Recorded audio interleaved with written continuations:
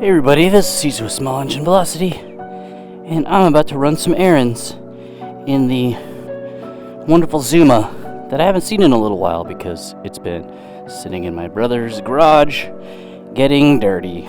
So I'm going to drop off some packages and see where life takes us from there.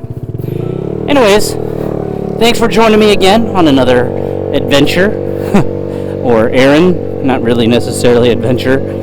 But I've been selling some camera equipment that I don't need anymore, and been having a little bit of some problems, and those problems spawned from another video about people trying to scam me on Facebook all the time. You suck! And I know that you guys, I know someone has had to have run into this.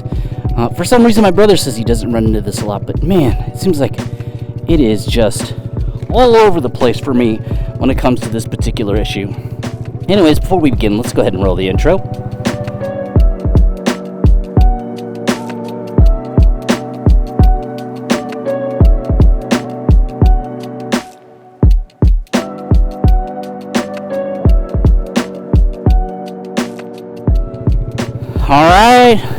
All right.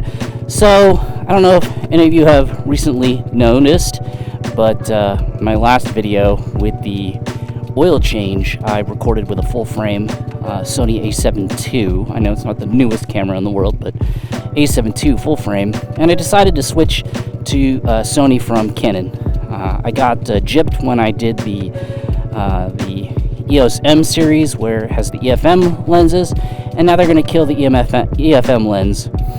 They already killed EF lens, which was the other lenses I'm using, and now it's RF. So I'm pretty sick of having to upgrade lenses when lenses should just last you, and you should be able to switch bodies. With Sony, they have the E-mount, and everything is E-mount, so yay. But it broke. It broke. For some reason, it stopped charging, and then after it stopped charging, I had to RMA it because I've only had it for 7 days, and yeah, that's pretty upsetting. So this is the reason why I'm getting a motovlog instead of a build video or something right now. So to make matters worse, I started to sell my old lenses and my old M50 on Facebook Marketplace, and it seems like lots of people were interested in it. As soon as I posted it, I kid you not, for the first 24 hours of the posting, I had people wanting to buy it, didn't negotiate price, wanted to send me money before even knowing where, even before telling me where to have it shipped. Like, they weren't even worried at all that I was going to ship it or not. So the first one was well, it was more like a third one, but the third one was a lady who wanted to buy it and said that her friend was going to pick it up, and they were going to send me a Zelle payment. I was like, okay, Zelle's good. Sent me the Zelle payment, or supposedly sent me the Zelle payment. I put it in I got the email saying that the payment was sent, but it came from a email address from post.cz. Post.cz is like some Eastern European, Czechoslovakian country or something free email system. I was like, come on, guys. And so I replied back to the lady. I was like, hey, you know, the Zelle email came from this.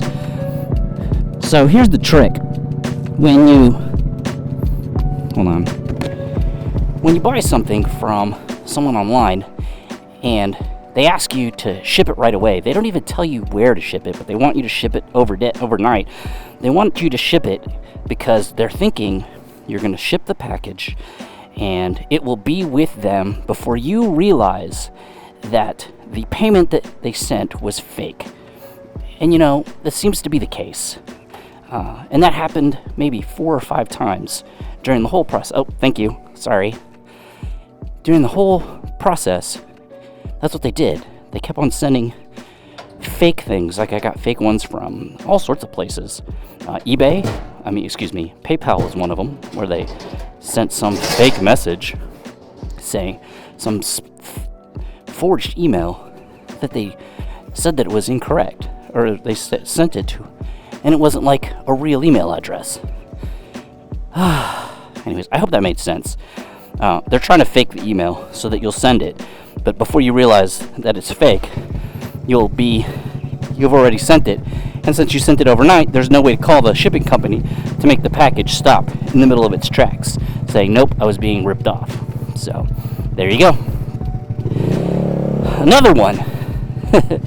This is a popular one too. This one happened maybe somewhere between 9 and 11 times on this one. This one is, hey, I want to buy this from you, but I need your cell phone number. And I'm going to send you a text, and I want you to send me the code to confirm who you are. Well, one, they're trying to hack your Facebook account. They want your cell phone number because if you try to reset the password and do forgot password, it's going to ask you for what's your cell phone number so they can send you a code so you could reset the password to your Facebook account. Why would they want to do this? Why? Why would they want to just hack your Facebook account? They don't want your product. They just want heaven. So if someone was to send an email saying, I want to buy this product from you, and it says 2007, start in 2007, they see posts and stuff. They see me posting about my bikes and my family and stuff. They're like, okay, this is a legit person, right? Legit person means that, I should trust them now. And then they could rip somebody off. Because you can't fake that history in a Facebook channel.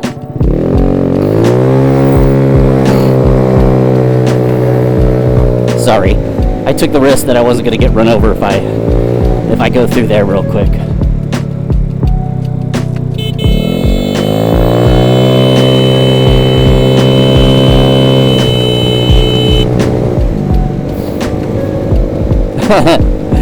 And their sign said honk if you love Jesus, so I did an extra long honk on the horn for them.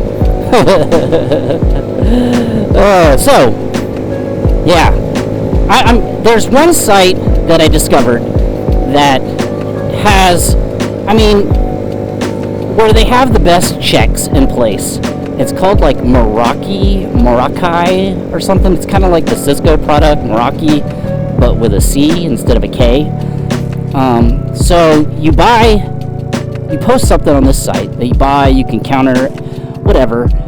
But once you sell it and you make the payment, the Meraki site charges them and puts it in an escrow, right? They takes the money from them and puts it in their own bank. Then it sits there, and then you ship it. You give them the shipping number. The customer receives it or doesn't receive it, and then they post on the site that they received the product, and then they release the money to you. I don't know what their checks in place are for if you don't buy it, or if they receive it, but they say they didn't receive it. I don't know how that works, but I guess it's something, right? All right. Yeah, so that's the site. So, but the problem with there is that the fees are pretty hefty. They're pretty equivalent to eBay. So I did sell 2 lenses on there, and I got decent prices for them, and offered free shipping and all sorts of junk. I took kind of a loss for it, but I did get use out of them, and so I sold them for pretty close to what I bought them for used before to begin with. And then I put the camera and the kit that I made on eBay.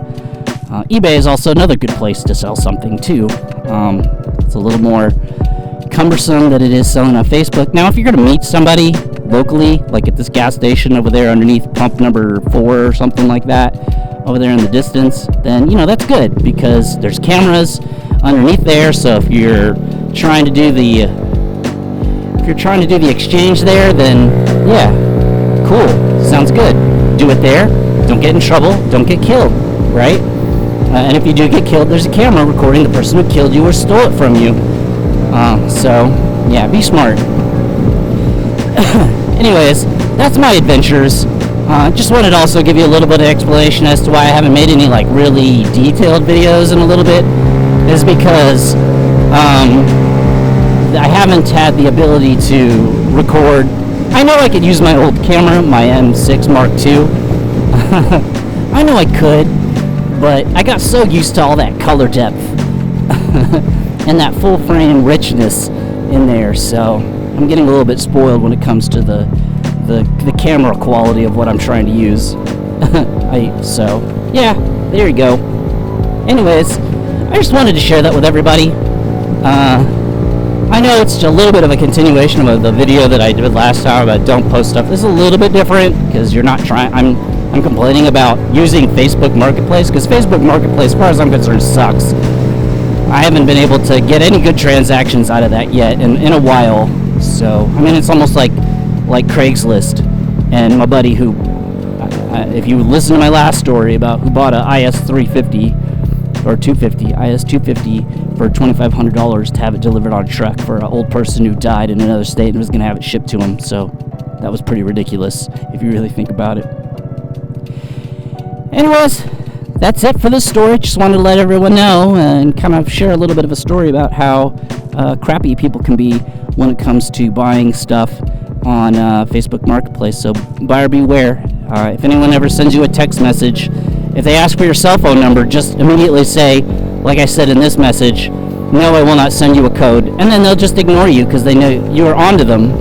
Anyways, thanks. I'll see everybody in the next video.